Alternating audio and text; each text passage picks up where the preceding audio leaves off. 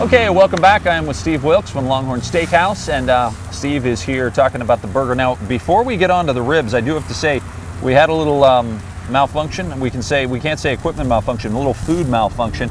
Describe what happened, and the reason why I want to bring this up, it's not to out you for having this tear in the burger. It's because this happens to everybody. It happens to people all the time. Absolutely. So how do you fix that problem while it's on the grill and the heat's there? Okay, like as you see, I have this nice little water bottle right here. Yeah. And we do carry water bottles at Longhorn Steakhouse. Sometimes the grill gets a little too hot with it being an open flame. Okay. So the only thing I did was move it, because you have hot spots, and even at your grill at home you have hot spots on your grill. Sure. So I moved it off of the hot spot onto a spot that's not as hot, and put a little bit of water to cool it down. Okay. When I did that, it keeps it to where it's still cooking, it's not an overbearing flame, and I'm able to clean the grill, re-oil it, and start cooking some more. Truth be told, Steve even changed his gloves because the fire was so hot, he was getting a little melting on the hands right there. So we had to, that was a little equipment malfunction right there with that. Let's talk about the ribs right now, because we are ready to go. These are pre-cooked. Pre-cooked. In the oven. That's right. And how we do that is that we start obviously with a raw rib. We put it in, we season it, and then we put it in the oven for 4 hours, 4.5 hours. Okay. In doing so, after it's cooked for 4.5 hours, we drain the water off of it, and then we cool it. After we cool it, then we bring it to the char grill, and then that's when we warm it back up, and then that's when it's falling off of the bones. So 4.5 hours, it's a long time, but it's a low temperature. So that's the whole idea with ribs like that. Yes. Low temperature, and then at the same time, is there a certain amount of time that they should, or you recommend that they cool before you put them on the grill to finish them off? Definitely, I think they should cool to the proper temperature, around 40 degrees or lower. Okay. To make sure they're safe. Completely cool down. Cool down, completely. Okay. Like they say, resting, resting your food. Okay. Then after that, it's ready and it's time to bring to the grill. Okay. But we do that so we're able to, we're a restaurant, so we're able to keep it and have it ready for production.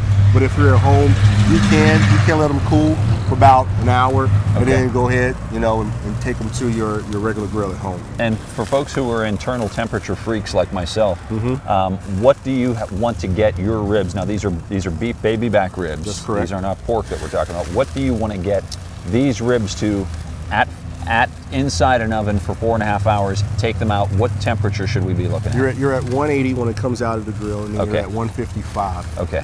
Once they're cooked. Okay. And then once they're back on the grill, then how high can they go?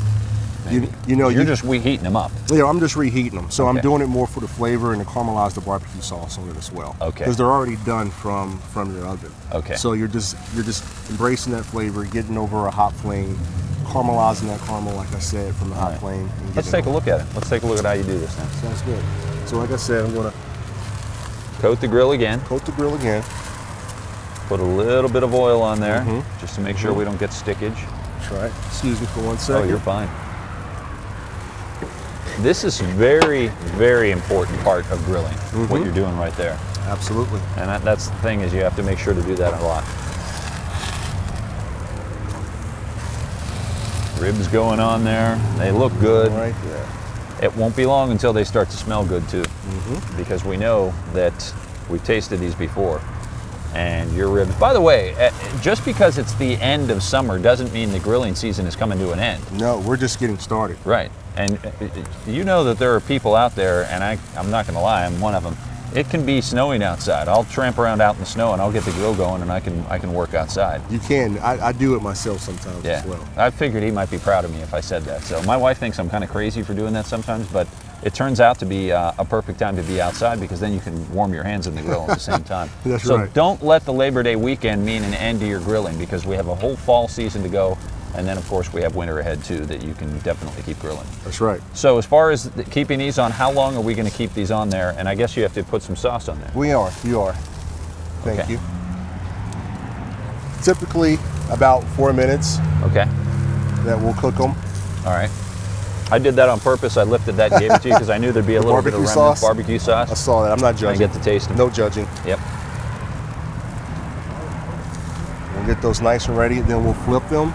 They'll get nice and caramelized. Now, you're not completely whopping that thing down with barbecue sauce, I notice. Because I think that that's part of the thing is that some people have it's a judgment call as to how much barbecue sauce they want. But I guess part of the whole idea of doing this is to get that caramelized effect. You don't want it swimming in it because it won't be able to caramelize, There right? you go. It caramelizes. It's still going to be able to fall off the bone. You're still going to get that flavor. We actually do serve some barbecue sauce on the side because some people like to re-dip it in it. But we do not have it to where it's just dripping all over the place. I mean, the amount that we put on, trust me, it's enough to where you'll need a nice little wet nap to clean yourself up that's with. good to know. And then you'll flip them, and then you'll do them once again on the other side. Absolutely. Okay, and again, just reheating.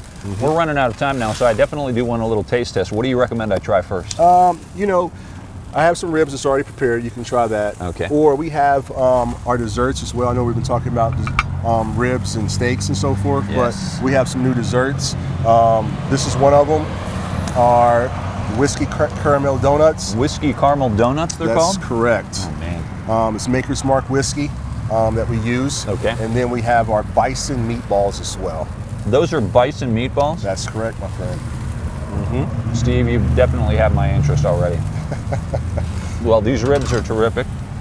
I can tell you that once again, Steve has hit it out of the park. So they're already starting to fall off the bone. Yeah, these right here. See, I picked this up and it's starting to fall apart on me, which is a good sign. You want them to be able to fall off the bone. We can't thank you enough for coming in. Thank you. We want to thank Longhorn Steakhouse once again.